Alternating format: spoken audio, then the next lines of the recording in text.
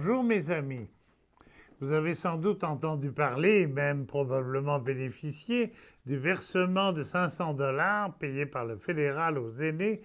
de 75 ans et plus admissibles à la pension de sécurité de la vieillesse pour compenser les coûts supplémentaires afin d'assurer leur sécurité, celle des aînés, durant la pandémie. Ça nous a donné l'idée au comité revenu fiscalité de la revendication suivante. Attendu que le gouvernement fédéral a offert un paiement unique imposable de 500 $ en août 2021 aux pensionnés de la sécurité de la vieillesse. Attendu que le paiement est fait aux bénéficiaires de la pension de sécurité de la vieillesse qui seront âgés de 75 ans ou plus en juin 2022. Attendu que le paiement est fait même aux aînés qui ont vu leur pension de vieillesse totalement éliminée par l'impôt de récupération de celle-ci à cause de leurs revenus. Attendu qu'un certain nombre de retraités de 65 ans jusqu'à 75 ans vivent avec les seuls revenus de la pension sécurité de la vieillesse et de la subvention de subsistance du supplément de revenu garanti, ce qui procure un revenu annuel de 18 000 pour un célibataire et de 26 000 pour un couple, soit 13 000 $ chacun.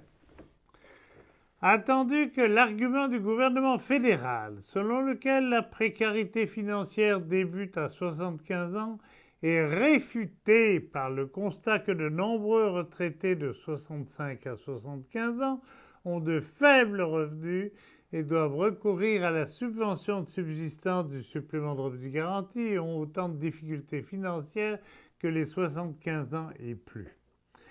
Attendu que l'année dernière, le gouvernement fédéral a instauré un paiement unique non imposable pour les aînés admissibles à la pension de sécurité de la vieillesse, ainsi qu'un paiement supplémentaire non imposable de 200 $ pour les aînés admissibles au supplément de revenu garanti.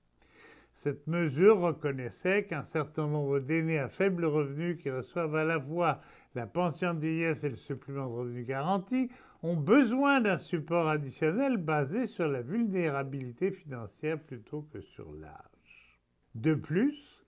considérant que le paiement d'un montant forfaitaire aux aînés de 75 ans est inéquitable parce qu'il crée deux classes de retraités. Considérant que le programme de versement ponctuel ignore la situation financière de certains bénéficiaires de la pension de vieillesse qui ont plus de revenus et qui doivent même payer l'impôt de récupération. Considérant qu'un certain nombre de retraités autant de 65 ans ou 75 ans qui reçoivent le supplément de revenu garanti vivent avec de faibles revenus sous le seuil d'un revenu viable, celui de l'IRIS. Considérant qu'en mars 2020, il y avait 6,5 millions d'aînés qui recevaient la pension de vieillesse et 2,1 millions qui recevaient le supplément de revenu garanti et qui avaient donc de très faibles revenus. Considérant que le paiement de 500 $ est intéressant, mais qu'il ne répond pas au défi de la pauvreté et ne compense pas les dépenses encourues durant la pandémie par les aînés vulnérables, isolés et aux faibles moyens financiers. L'AQDR trouve inéquitable la mesure actuelle, soit un versement de 500 $ à partir de 75 ans, car tous les aînés de 65 ans et plus ont dû assumer les coûts additionnels de la pandémie. L'AQDR, en tant qu'organisme de défense des droits des retraités, demande au gouvernement fédéral de soutenir les aînés vulnérables qui reçoivent la subvention de subsistance du supplément de revenu garanti, peu importe leur âge,